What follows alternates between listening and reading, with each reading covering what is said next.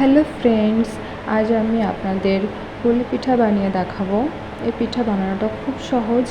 এর জন্য প্রথমে জল গরম করে নেব। আমি 2 কাপ পরিমাণ চালের গুঁড়ো নিয়েছি। এর জন্য আমি 1 কাপ পরিমাণ জল সামান্য নুন দিয়ে ফুটিয়ে নেব।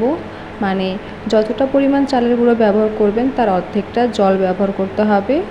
এরপর জলটা ফুটে এলে এর মধ্যে চালের গুঁড়োটা দিয়ে হালকা নেড়ে চেড়ে 5 থেকে 10 মিনিট ঢাকা দিয়ে রেখে দেব। এরপর একটা কড়াইতে 2টো মিডিয়াম সাইজের ফ্রেশ নারকেল কোড়ানো দিয়ে দেব। এখানে যতটা পরিমাণ নারকেল নেবেন তার অর্ধেকের সামান্য একটু কম চিনি ব্যবহার করবেন। আপনারা চাইলে এখানে গুঁড়ো ব্যবহার করতে পারেন। এরপর নারকেল এবং চিনি 10 থেকে 15 মিনিট বেশ ভালোভাবে নেড়ে চেড়ে মিশিয়ে নিতে হবে। দেখুন নারকেলের কালারটা এভাবে চেঞ্জ হয়ে যাওয়া অবধি বেশ ভালোভাবে মিশিয়ে নিতে হবে। এরপর একটা প্লেটে নারকেলের পুরটা নামিয়ে নিয়ে কিছুক্ষণ রেখে দেব। চালের গুঁড়োর মিশ্রণটা দেখুন অনেকটা ঠান্ডা হয়ে গেছে। এখন এটাকে হাতের সাহায্যে বেশ ভালোভাবে মেখে একটা ডো বানিয়ে নেব। দেখুন একটা সফট ডো বানিয়ে নিয়েছি। এবার এটাকে 5 মিনিট ঢাকা দিয়ে রেখে দেব। 5 মিনিট পরে আবার একটুক্ষণ ডোটাকে বেশ ভালোভাবে মেখে নিয়ে ছোটো ছোটো এরকম লেচি কেটে নেব। এবার এটা লেচিতে ভালো করে চালের গুঁড়ো মিক্স করে বেশ ভালোভাবে একটা বড় সাইজের রুটি বানিয়ে নেব। দেখুন এভাবে আস্তে আস্তে প্রেস করে করে একটু মোটা করে রুটি বানিয়ে নেব। দেখুন এভাবে একটা বড় সাইজের রুটি বানিয়ে নিয়ে একটা গ্লাসের সাহায্যে এটা গোল গোল করে কেটে নেব। আপনারা চাইলে যে কোনো পরিমাপের একটা গ্লাস ব্যবহার করতে পারেন। গ্লাসটাকে রুটির উপরে রেখে একটু প্রেস করলেই দেখুন কত সুন্দরভাবে কেটে যাচ্ছে। এভাবে একটা গ্লাসের সাহায্যে আমি সবগুলো কেটে নেব। দেখুন এটা কত সুন্দর হয়েছে।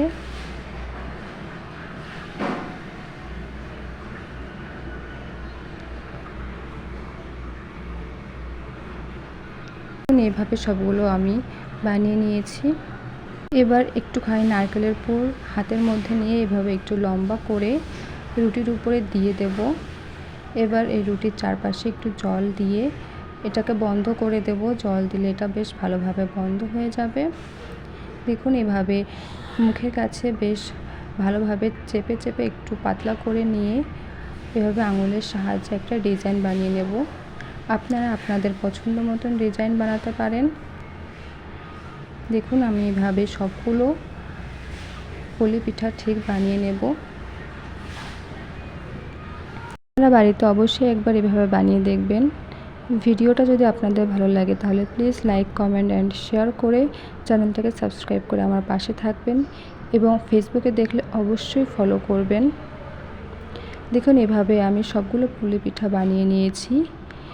এবার একটা বড় সাইজের সসপ্যান নিয়ে এখানে কিছুটা পরিমাণ জল দিয়ে জলটা গরম হয়ে যাওয়ার পরে এর উপরে পুলি পিঠাগুলো এভাবে সাজিয়ে নিয়ে সসপ্যানের উপরে রেখে 15 থেকে 20 মিনিট ঢাকা দিয়ে ভাপ দিয়ে নেব। দেখুন 20 মিনিট পরে পিঠাগুলো একদম রেডি হয়ে গেছে। Thanks for watching.